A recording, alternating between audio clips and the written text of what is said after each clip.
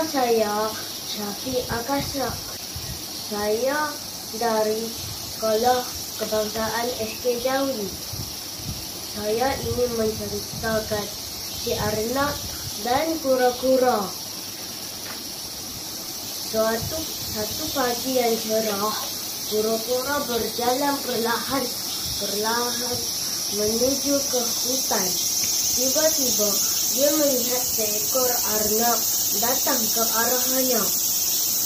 Arnab berkata, "Alangkah sedihnya kamu berjalan sangat perlahan, tetapi saya boleh sampai ke mana-mana sahaja dalam beberapa minit." Kura-kura tidak suka kata-kata itu, lalu berkata, "Mari kita berlumba." Arnab bersetuju. Mereka mencari titik permulaan dan titik penamat untuk perlumbaan itu. Banyak haiwan datang untuk melihat perlumbaan antara arnab dan kura-kura.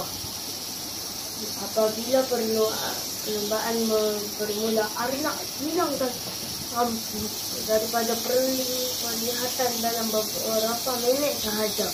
Sebaliknya, kura-kura berjalan perlahan-lahan, tapi dia terus berjalan dengan bersemangat. Dalam perjalanan, Arnab memutuskan untuk berehat seketika di bawah pokok. Tidak lama kemudian, kura-kura tiba di sana. Ia diam-diam melalui tempat rehat Arnab. Selepas beberapa lama, Arnab itu terkejut. Lalu ia mencari kura-kura. Melihat kura-kura hampir ke garisan penamat, Arnab berlari pantas yang boleh. Tetapi ia sudah terlambat. Kura-kura telah melintasi garisan penamat. Semua haiwan bertepuk tangan. Ia telah diisytiharkan sebagai pemenang. Kura-kura telah dianugerahkan trofi. Arnab rasa malu lalu terus menghilangkan diri. Moral, dia asal selamat. Okey, bye.